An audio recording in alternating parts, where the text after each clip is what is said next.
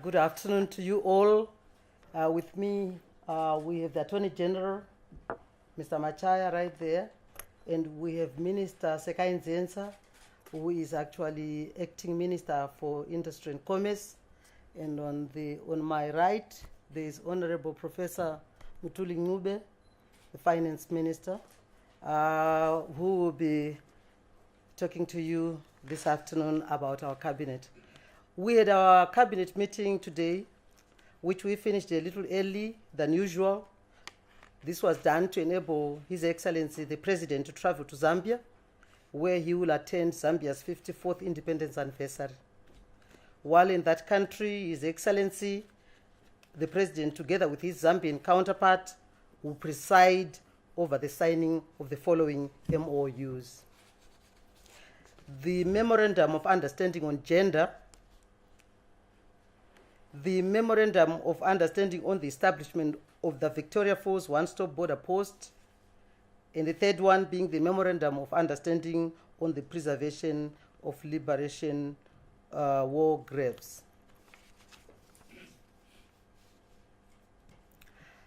The President and Cabinet continue to be seized with current hardships which are inflicting on our people, and especially the poorest in the society.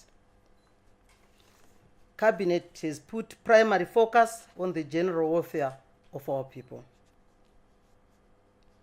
Shortages of commodities and panic buying continue to afflict our population.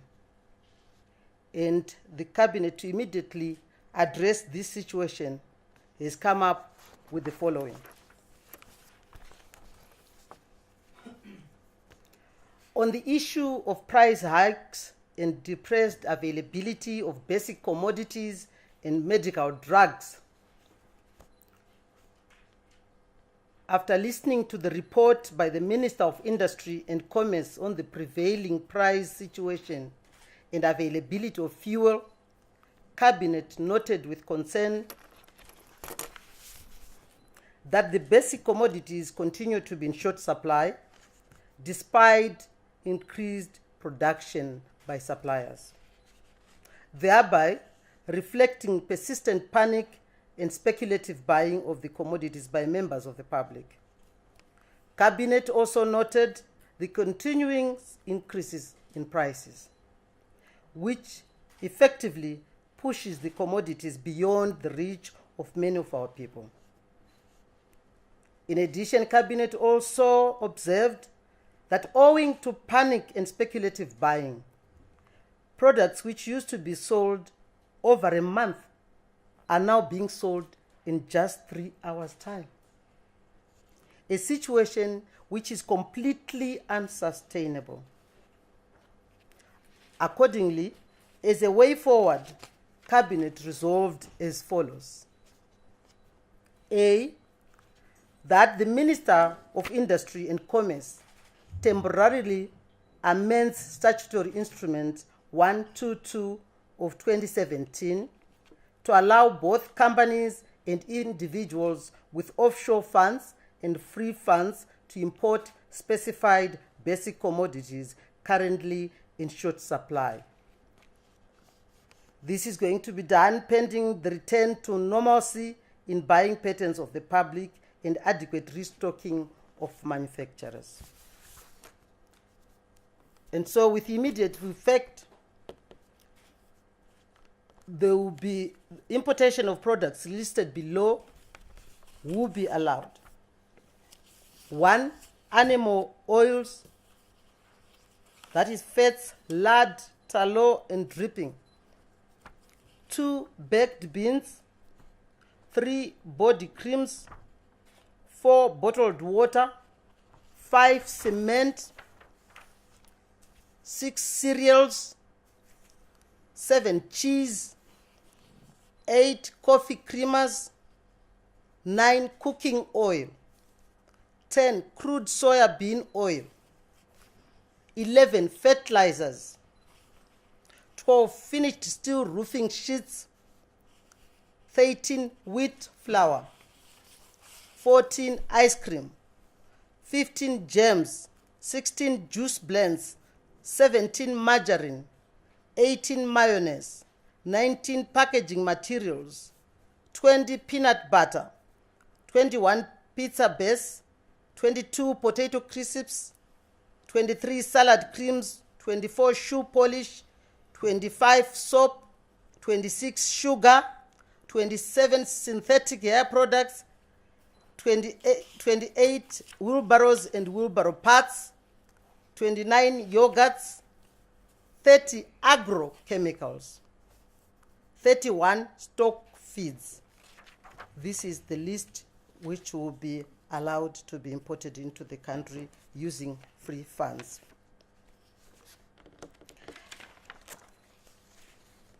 We therefore, sorry.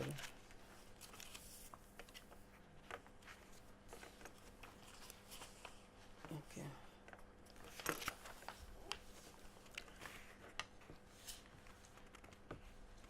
This, the list which I've just read is the list which will be allowed all companies and individuals to bring in using their offshore funds and free funds to bring into the country. And this is being done pending the return to normalcy in buying patterns of the public and adequate restocking by manufacturers. So it's temporarily. That government, through the Reserve Bank of Zimbabwe, continues to support the productive sector through forex allocation to ensure they adequately stock for the upcoming festive season. That also more resources are channeled towards primary production, particularly agriculture, because our current vulnerability is a result of excessive reliance on agricultural imports for raw materials such as soya beans and wheat. Also to improve supply logistics for fuel. Cabinet also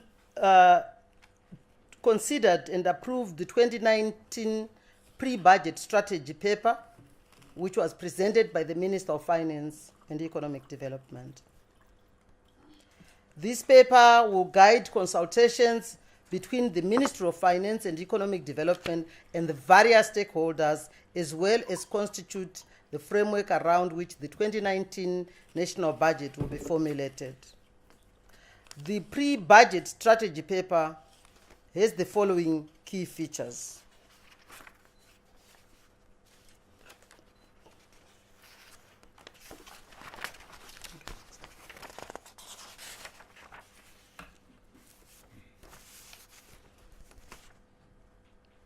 So after listening to the report of the minister, who then presented that strategy paper, which was drawn from TSP, which highlights the following priority areas for the 2019 national budget.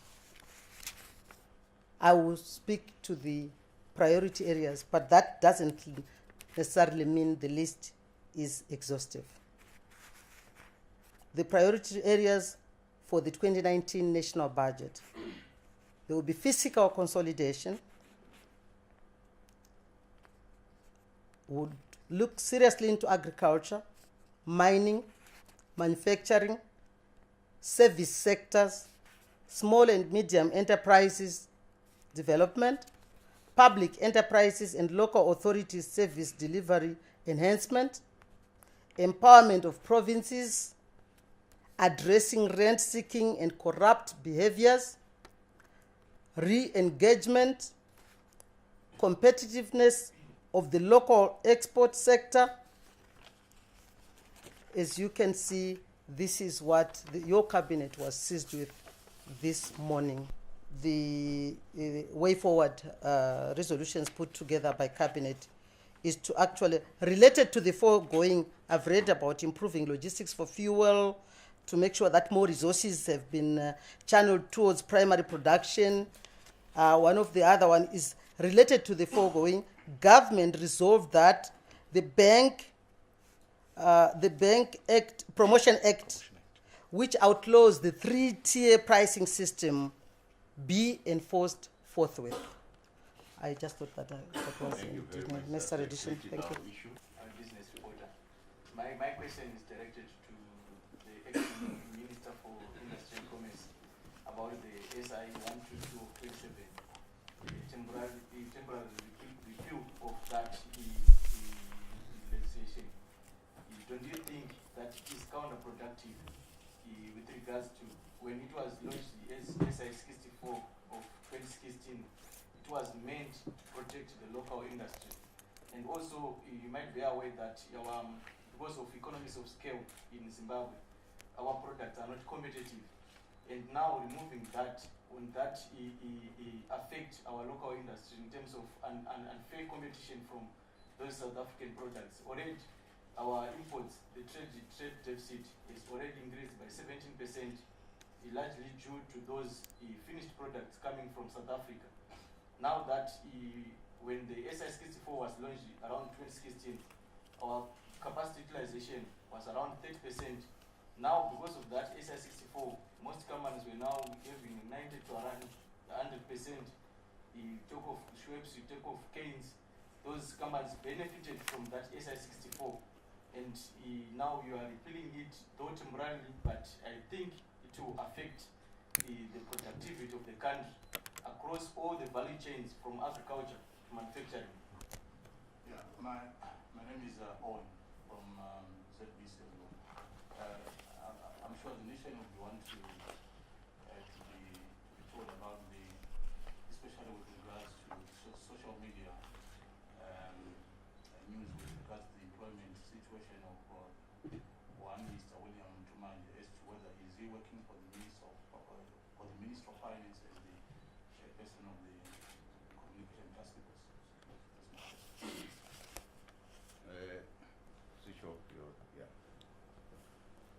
Of cash, including the cash barons that had infested our environment, most of whom appear now to have been resident at the Reserve Bank of Zimbabwe.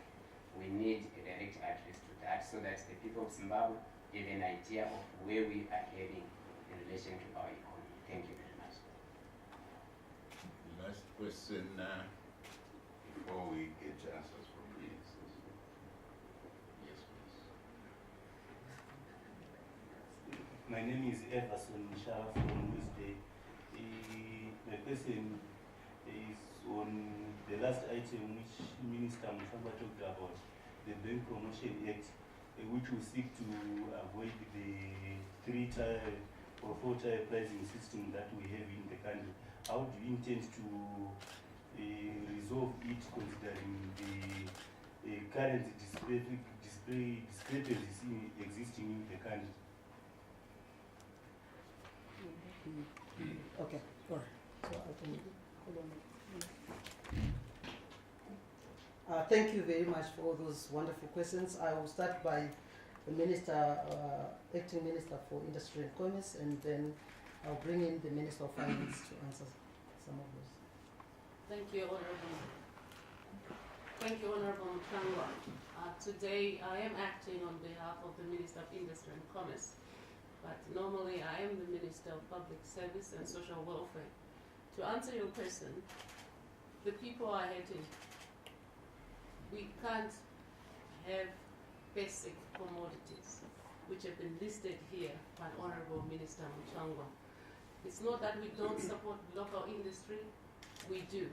However, this is only a temporary situation to ease the pain.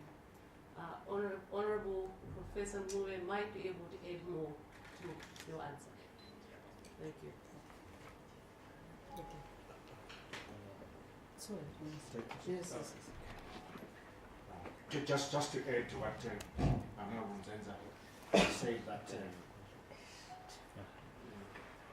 I think the phrase is barbarians at the gate, the novel, Barbarians at the Gate, if you've read it, it's a Wall Street, very famous Wall Street novel.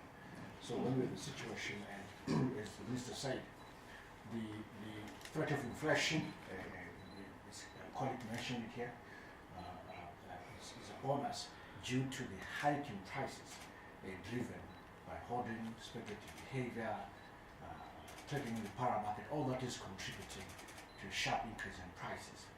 And a lot of this really is rent seeking. It's not even the market. exactly what you're seeking.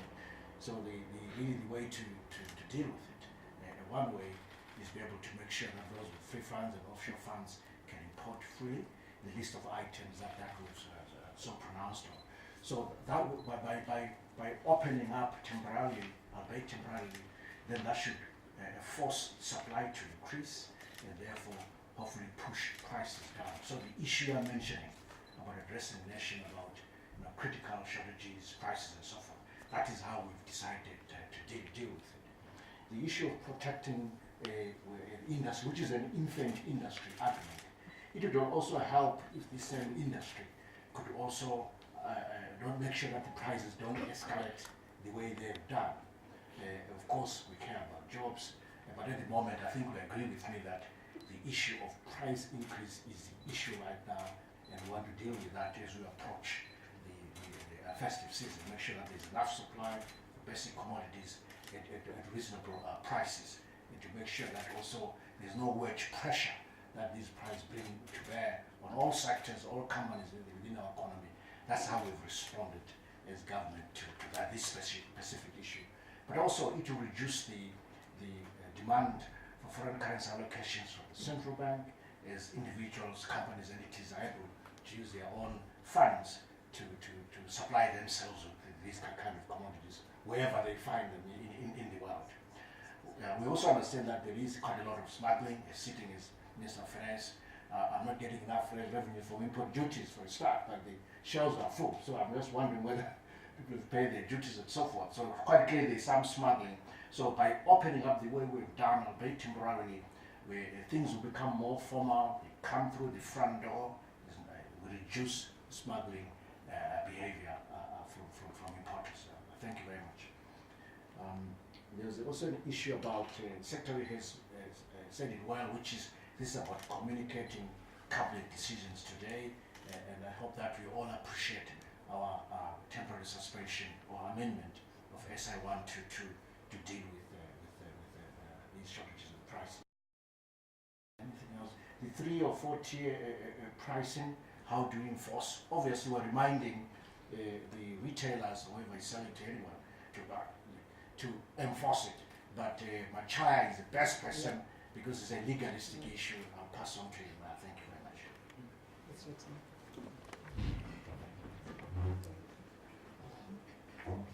Thank you, Honorable Minister.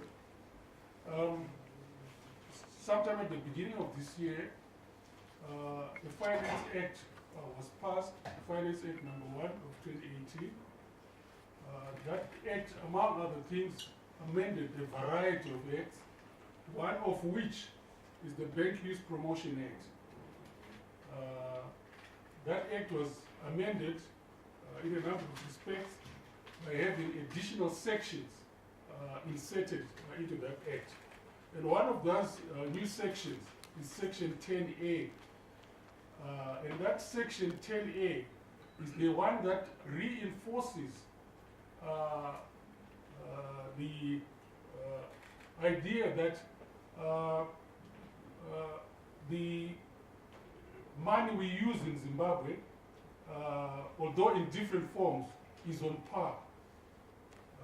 And that therefore there's no trader or anybody who receives payment who should decline one form of payment over another. I may read to you just 2 subsections of that section, new subsection 10A, which read as follows. Every designated payee, and the payee is designed very widely as somebody who receives payment, shall, if a person tenders payment for its goods or services by electronic means instead of cash, or partly by cash and partly by electronic means, accept the tender of such payment. And cash is defined widely to include United States dollars and bond notes, which are issued in terms of the Reserve Bank of Zimbabwe Act. The other subsection goes on to read that no designated payee, this is the person who's accepting a payment, shall charge or apply a premium or discount to the price of its goods or services on the basis that the person has paid for its goods or services by cash or electronic means instead of cash, or partly by cash and partly by electronic means. So the legislation makes it very clear that people who are trading cannot decline any one form of payment over another. And it reinforces government's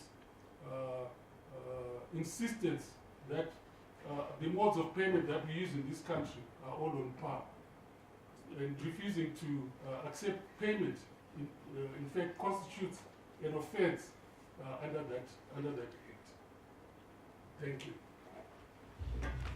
Right, and You said the repealing of the social instrument is temporary. Is there time frame to it? okay, noted that. Yes, please. It's a follow-up question on the question I asked, which he was trying to answer. My question was, I want to know, because of the distortion even in the exchange rate and so forth, and if you are forcing now, let's say, we apply the law to say you are now required to receive payment in every form of recognized means of payment. And yet the parallel market is defining a difference in terms of the value of the bond note and the US dollar. How is the pricing system going to be affected? Okay, it's noted also.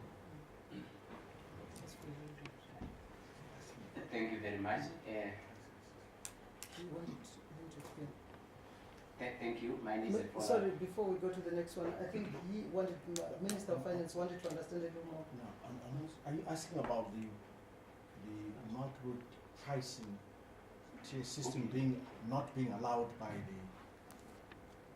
I was asking from what she said, talked of three, like currently we have like a three-tier pricing system where commodities are being just using eco cash, and some another price for bond note, another price for US dollar and so forth.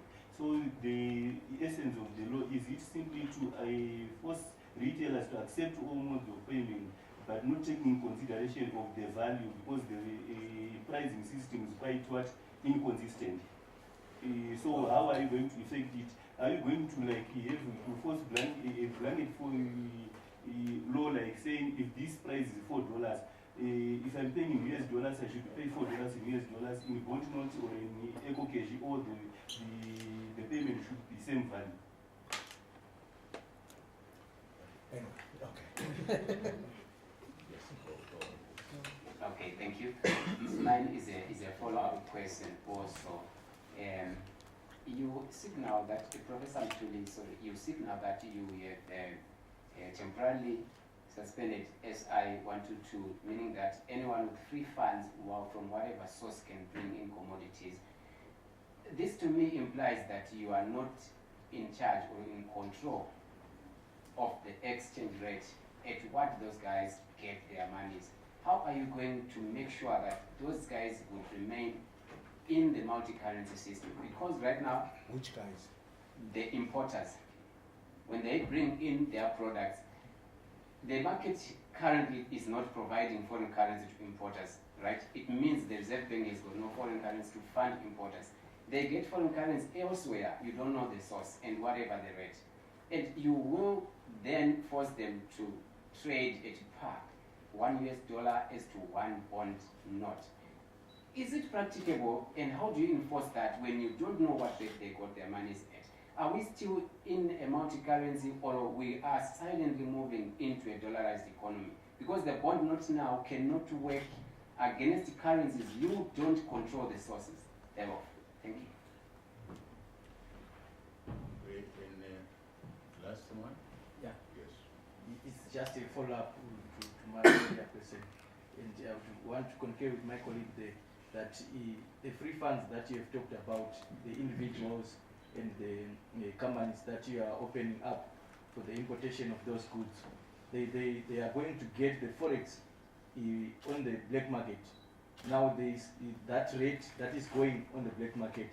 Now for you to come and control the prices of those goods that they've gotten from South Africa, from Zambia, it will be difficult now to enforce them to say you are now selling at that designated price, because what they at the rate that they got that man, we don't know as government.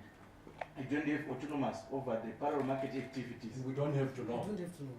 But now, Not how our would you business to know. enforce That's okay. the pricing of those commodities in the shops? We don't want to enforce pricing because that's price control. So how would you do that? The market will take care of it. Anyway, I'm sorry to answer without answering. I might just well carry on. So, You can carry on. let me just carry on. It's out of your mind. I think it's one at That a one time. was- Let me address this. Colleagues, you know, all we are doing is increasing the supply of commodities. Number two is to allow those with their free funds, offshore funds, to buy whatever they want to buy and bring it in. What's wrong with that? It's not the first time. Maybe some of you were not born. We did this in 2009. And it actually worked very well. We're coming from a hyperinflation period. So we have lessons learned, but also it's basic economics. We don't have to know at what rate you get your money, your dollars. It's not our business. I think it's our business to make sure that you have food on the table and you got it. We bought it from South Africa. We did not stop you from from bringing it in at a lower price and you have gotten it here, if that's where you are getting it. So that's the idea. We've done the same thing with on the currency front, where we said, look, you can now have an FCA account. I hope you've all opened your FCA accounts. Even your banks did it for you are here, so you don't have to do a lot of work yourself. So we've partially opened. Now we're opening the current account. What we did with the FCA, that was a partial opening of the capital account. Now we're partially opening the current account. That's all we are doing. And so this is progress. It's a lot of progress. As to what rate you get your currency and so forth, that is not for us to we don't want to know that. But we understand the gradual impact of that in reducing prices.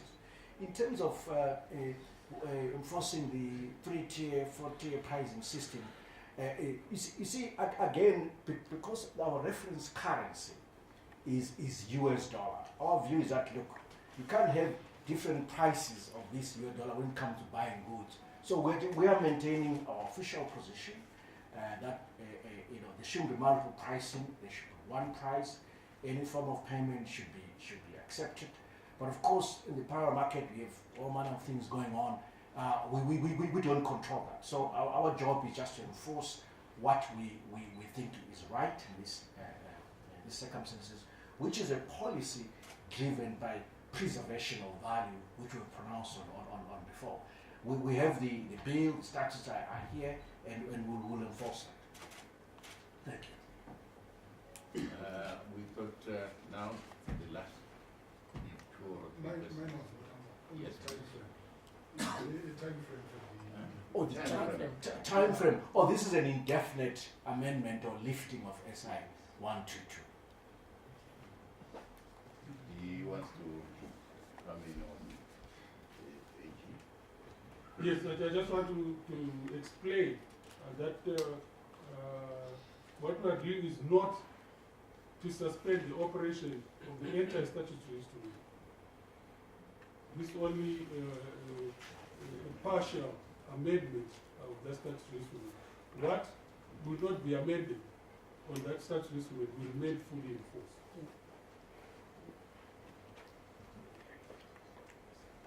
And I just wanted also to add to the instrument which we're talking about, SI 122. Essentially, it's intended to support our manufacturing sector, and it will remain like that. This is why government, through the RBZ, will continue to support the productive sector through forex allocation.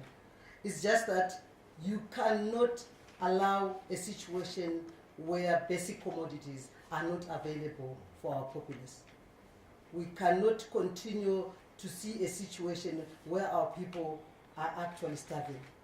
This gives an opportunity to have every basic commodity on the market. And obviously that will also help. Competition normally brings down the price. Yes. We have one other. Costa from 260. Probably I missed something. Just wanted a clarification on the importation of goods. Would this be on duty-free basis? Is there any quantity limitation? How is this being sorted out? Let me have a My name is Rovimbo from the Papers TV. Minister, you have mentioned goods that we can start importing by now, but we've got policies that are there. For example, the Command Agriculture that helps mitigating some of the problem and the situation that we are in right now. So, to what extent are government policies helping, or where are government policies failing, and why are we also going back into the same situation when we've got policies that are supposed to mitigate or to be solution to problems that we are facing as a country?